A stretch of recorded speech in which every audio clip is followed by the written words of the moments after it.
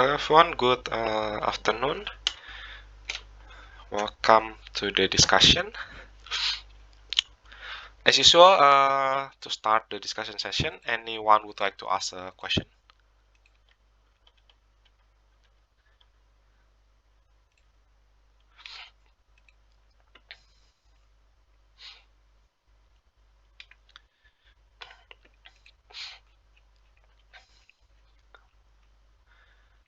No question? Then okay.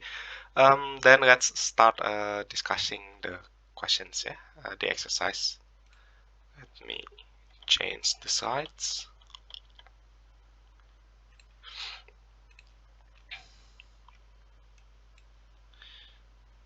Okay. So from the exercise that you were working at, the first question number 28. So there are four compounds here: A, carbon dioxide; B, brome; C, silicon hydride. I do not know how do you call this. And lastly, ammonia. So according to this, which one may function as a nucleophile in a nucleophilic? Yeah, in principle, which one may act as a nucleophile when you're trying to do a substitution reaction? Anyone has a general idea, or maybe someone knows the answer? Sir, I answered D. You answered D as the nucleophile. Okay. Any other opinion?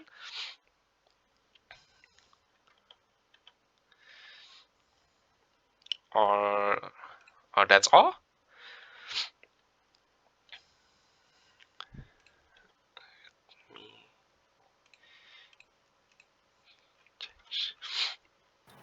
Well, sir, I did find that the answer was also B besides D. So B and so according to Nicholas, it's D. According to Tristan, it's B and D. Yeah. Okay. So let's take a look at them. Let me pen. So first, carbon dioxide. Okay, if you're confused, just take a look at them one by one. Carbon dioxide looks like this, and of course, you might know that the oxygen has to fulfill all the octet rule, which means the oxygen has two pair of electrons on each of them. However, this carbon here is very poor in electron, which means this oxygen cannot take the electron to its side either that way, which makes it look like this.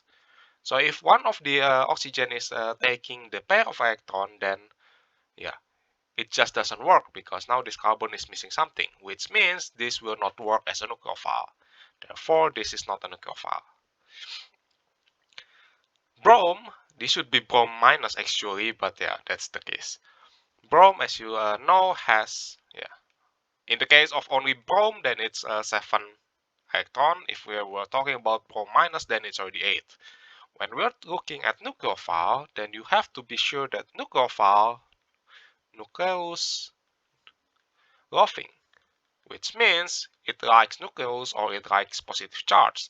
So at the moment you observe an excess in electron pair, or just excess in electron, and then you observe a negative charge, it must be a nucleophile. So yeah, this is a nucleophile. Yeah, in the form of brome or bromide ion, regardless. Silicon, I don't remember, but I think silicon is already looks like this. So in any case, what could happen in silicon is that the hydrogen will be attracted by something. It is very unlikely that silicon will be taking something. It's already very rich in hydrogen. And in any kind of a reaction, what most likely will be taken will be hydrogen. It is very unlikely that the silicon will attack any other. So assuming silicon has something else. So it is very poor in electrons, so that means this is not a nucleophile. Lastly, ammonia. Ammonia, even though it is just also like the case of silicon, as you know, it's already very rich in hydrogen. But you might need to remember that this is a lone pair of electron, and this is very reactive. You also know that ammonia sorry, not ammonia, nitrogen could have the fourth arm, even though it will become a positive. Regardless, this will still be able to attack something. So in the case of a nucleophile substitution reaction, this will still be a nucleophile if we are talking about a substitution reaction. So let's say you have something like this, and then you add carbon dioxide. There will be no reaction because there is no nucleophile. If you have brome minus, this will happen. This will attack on this carbon. If we have silicon, this one, number C, it won't happen. But if we have ammonia, yeah, it is doable, even though it might need harsh condition. Number 29. Which of the following may function as an electrophile in an addition reaction? Anyone have an idea?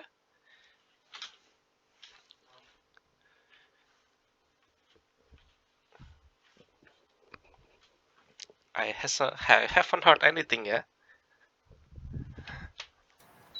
It should be the hydrogen and hydrochloric acid. Yeah, I know it should be that. Okay, electrophile is the. Okay, thank you, Tristan, for the answer.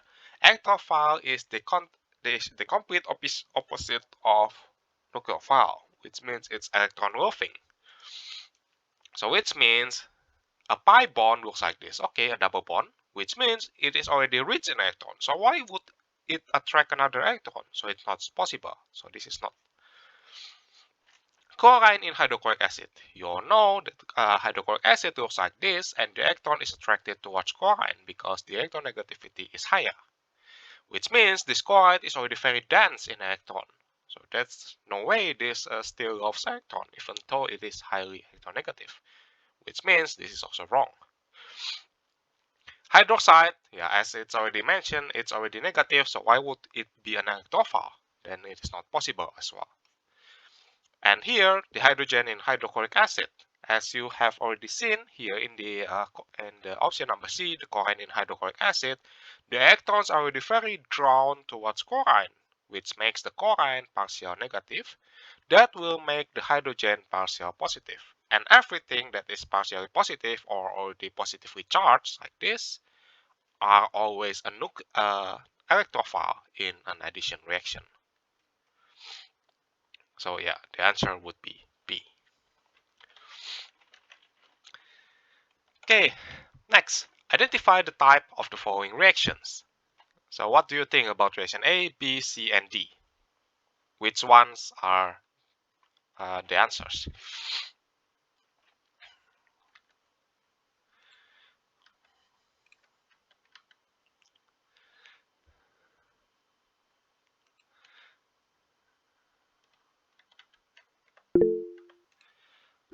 Yeah, I see someone's typing. Let's see. A is elimination.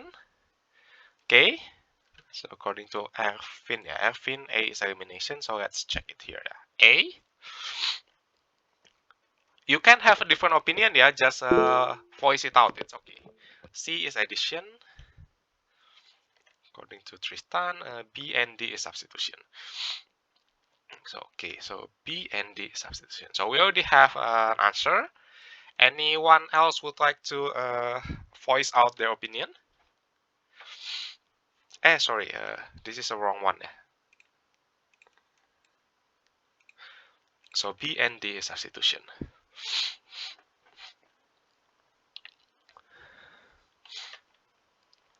Okay, so let's discuss them if there is no other opinion, yeah. So let's discuss this.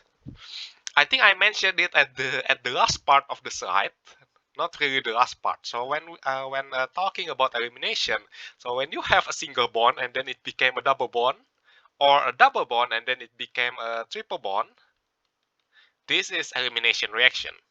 I think I did mention that in some part of the recording. So that's pretty straightforward. That means reaction number A, where you have a single bond here, and then suddenly you get a double bond, that's easy. That means it's elimination, which means number A is elimination.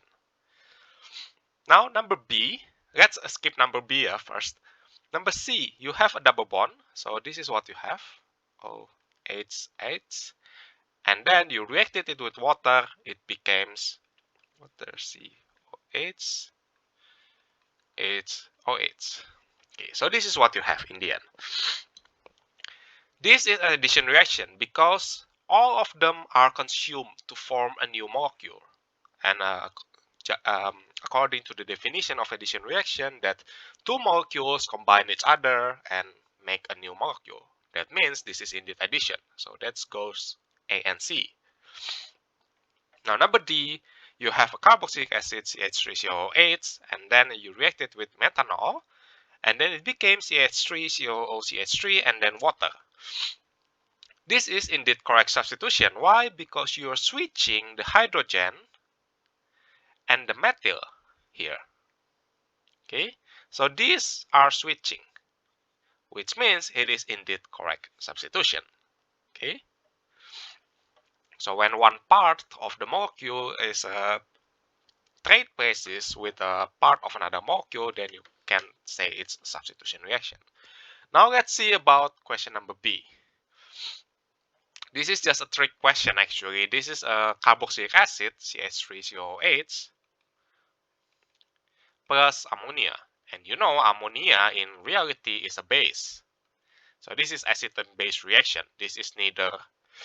Yeah, actually acid-base reaction is also part of elimination, substitution, addition, and rearrangement. But in this case, you need to figure out which one is more correct according to this. So you originally have CH3COOH, and then you are adding this into it. So instead of COO, now you have COO and H4.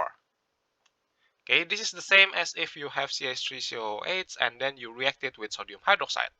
What you're going to have is CH3CONA plus H2O. So what kind of reaction is this? Or maybe this one. It is substitution. So the same like this one. Because you're switching this hydrogen and a hidden OH here. And it's 4OH, yeah? And it's 4OH. So it's switching. So what you get is CH3CO and H4 and water. So it is substitution. Yeah, even as mentioned, yeah, even acid-base reaction is also part of elimination, substitution, addition, and rearrangements. So in principle, the reaction in organic chemistry are only these four: elimination, substitution, addition, and rearrangement. Everything else are just, yeah, the name could be different, but they will be based on all of these four, what they are.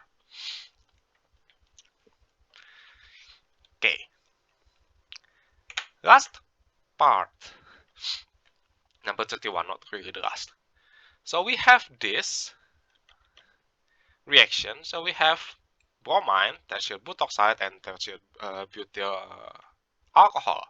So this TBOOK looks like this. O minus K plus. Okay. And the other, it's actually the same. It's just that it looks like this, OH. So when you have this and you react it with potassium hydroxide, it will become this. Okay. It's already written that this is elimination reaction. As you can see, these are all single bonded, and then you observe a double bond. That means it's elimination. And in elimination reaction, you have regiochemistry, which is either Zaitsev and Hofmann. Now, according to this, which one is Zaitsev and which one is Hofmann? A or B? Any idea?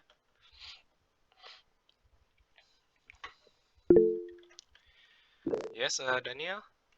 Could it be that A is a Zaitsev and B is a Hoffman? Okay, so A is Zaitsev and B is Hofmann. I think the first is Zaitsev. Yeah, okay. Angelina Tania also answered it like that. Okay, so this answer is indeed correct. Now let's see why is it Zaitsev and why is it Hofmann. If you remember, the definition of a Zaitsev regiochemistry is when the reaction happens on a more substituted carbon. Substituted carbon. And Hofmann is the contradiction, yeah. Hoffman is less substituted. Now let's take a look at this. This elimination reaction could happen anywhere. So either it goes in this position, it could also go in this position, which will make it the same as if it goes to this position. So this, and when it becomes like this, it's exactly the same, yeah. It's just that if you reverse, it's just the same. So this and this are the same. So let's erase that so you will not be confused. Okay, so now your choice will be A and B. Now you need to see which one is more substituted. You can simply look at this side and take a look at the substitution. If you're looking at this side, 1 and 2 carbon, carbon number 1 and carbon 2, carbon number 1 has 1 substitution. Carbon number 2 has 1 and 2 substitution. So in total, it makes it 3. Okay, 3 substitution. In this case, you need to see again carbon number 1 and carbon number 2. Carbon number 1 has 1 and 2. So 2. Carbon number 1 has 1. Sorry, carbon number 1 has 2 substitution. Carbon number 2 has what? Hydrogen and hydrogen. You do not count hydrogen as substitution, which means carbon number 2 has 0. So in total, you only have 2. Now just take a look at this. Zaitsev is when the reaction happens on a more substituted carbon, which means the first one will be Zaitsev because it has 3 substitution. And number B will be Hoffman because it is less substitution. Remember, you only have 2 products. That means you have one of them will be Zaitsev and the other will be Hoffman. You only need to determine which one has more substitution and which one has less substitution. So that's the case. Okay, that's for number 31. And last question. Consider the reaction shown below. If you were to add hydrobromic acid across the double bond, so you have this double bond here, carbon number 1 and carbon number 2, you could have 2 products, product number A and product number B. As you can see here, the reagents are different. In product number A, you have only hydrobromic acid. In product number B, you have a hydrobromic acid. And does anyone know what do you call this? Let's go there later. Yeah? Identify the type of the product. You have product A and product B. Okay, back to the question. Does anyone know how do you call this? ROOR? Maybe if I write it different, you might know. HOOH. Anyone got the idea?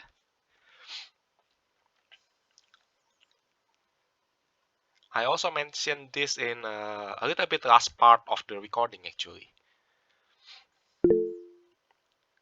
No, it's not. Ester group looks like this. Ester group is R.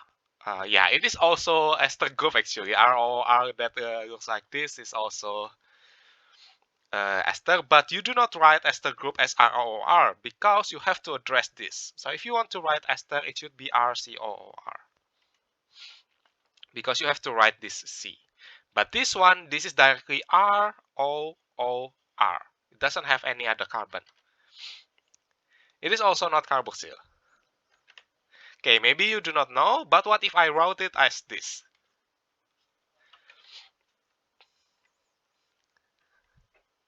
It's hydrogen peroxide. Yes, it's hydrogen peroxide. That is correct. So this is hydrogen peroxide. So when you see this, hydrogen peroxide actually looks like this. Okay, so if water molecule looks like this, hydrogen peroxide has an additional oxygen in between oxygen and hydroxide. And hydrogen. So when you see ROOR, these in principle are also a peroxide. Peroxide is when you have OO, then something else. If it's hydrogen like this, then it's hydrogen peroxide. If it's R like this, then yeah, just call them a peroxide. The R could be anything. It could be hydrogen, thus you call it hydrogen peroxide. It could be anything else. Okay, back to the question. So which one is Markovnikov and which one is anti-Markovnikov?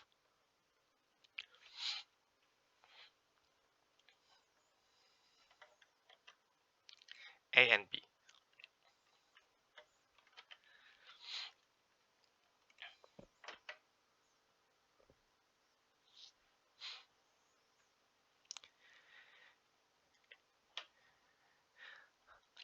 So Tristan says A is Markovnikov, B is anti-Markovnikov. Everyone else agree? Yes. Okay, Nicholas also agree. Okay, let's assume the whole class agree. Yeah. So A is Markovnikov and B is anti-Markovnikov. When in exam, please don't write it M and AM. Yeah, I'm just trying to shorten the time because it's also hard for me. So to make it fair, let's just write it there, Markovnikov. Otherwise, in the next time, you might give a reason. You might give an excuse. The instructor also didn't write it complete. He only wrote it as M and AM, which, yeah. Okay, anyway, this is correct. That A is Markovnikov and B is anti-Markovnikov. So the principle between Markovnikov and anti-Markovnikov is quite similar to Zaitsev and Hoffman. So Zaitsev is when the reaction happens on the more substituted carbon, and Hoffman is when the reaction happens on the less substituted carbon. Markovnikov is also the same. Markovnikov is when the reaction happens on the more substituted carbon, and anti-Markovnikov is on the less substituted carbon. The way to check on that, whether it's Markovnikov or anti, is also the same. You have this carbon in question. Compared to this, it's different. Yeah, you need to see on both carbon. In this kind of reaction, you only have one carbon to deal with. This carbon has 1 and 2 substitution, and now 3 with the bromine. Okay, so it has 3. This reaction here, the carbon in question is this one. Okay, so this carbon only has 1 substitution and 2 substitution now with the bromine, which means now this has 2. So we're comparing which one is the more substituted. A is the more substituted. Thus, A is the Markovnikov product, and therefore B will be the anti-Markovnikov. If you also remember in the last part of the slide, I don't remember where. Yeah, let's see. I think this. I also mentioned that anti-Markovnikov happens with a special condition. For example, you need to add hydrogen peroxide here. Okay. So if you go back to the recording and pay attention again to the recording in this part of the slide, I mentioned it that it requires a special condition. So that's where the condition here in this question, you have this peroxide. So please pay attention to this. When you have something like a peroxide that looks like this, it could also be HOOH, or could be written as H2O2, or could also be written as this. It's a peroxide, which it will induce an anti-Markovnikov product. Also, this will happen, yeah. So if you have this reaction plus HBr, doesn't mean you will purely only get this product. Okay, you will also get this product 1, 2, 3 bromine as a side. You could call this a side product. So if we're talking about major product and minor product, this will be the major and this will be the minor.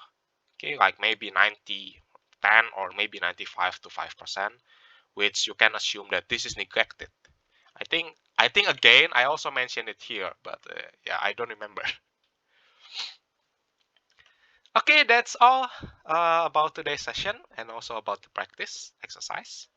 Anything you would like to ask? Anything you are unsure of, unclear, and you would like further explanation? Sir, I just have a question about what I call it, the assignment.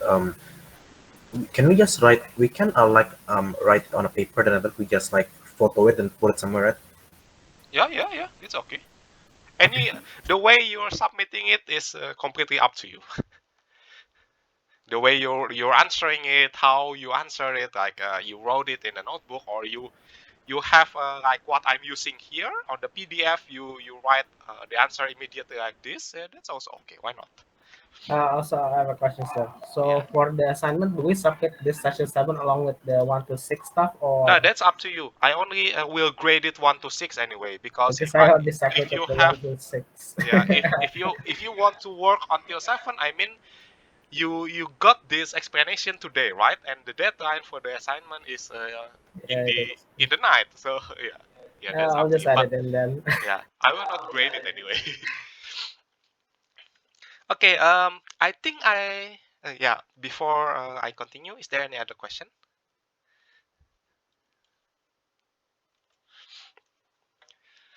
If not, I have a little bit of announcement actually. So I think I promised you that I will release the key answer tomorrow, yeah. But I can still fulfill that promise as long as do not give it to the other class, because the other class will get their session 6 tomorrow. So if you give the key answer to the other class, that's very generous of you, because most of them then will get a perfect score in the assignment. So it will be up to you. Please tell me tomorrow whether you want the key answer to be given to you tomorrow. By tomorrow, I mean, yeah, by tomorrow, or next week after the second class submitted their assignment, which means they will be given also 1 week like you. So they will have a deadline on the 24th in the night. So 25th 0:12 a.m. in the morning, in the night, in the middle of the night, and then afterwards I will provide the key answer. So if you can keep the key answer to yourself and not give it to the other class, then I can give it to you tomorrow. Just tell me which one have you decided tomorrow. Okay, that's that.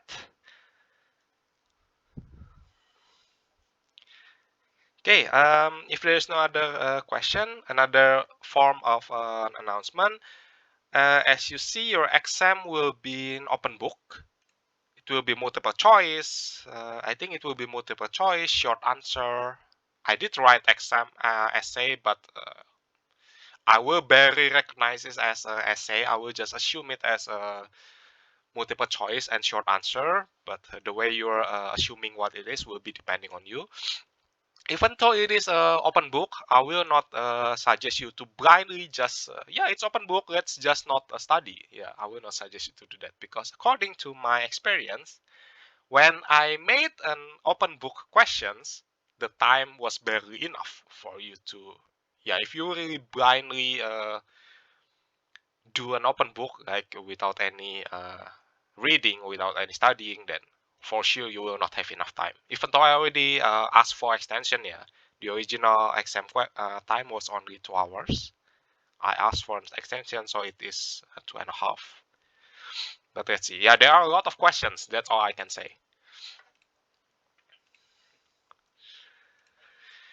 Okay.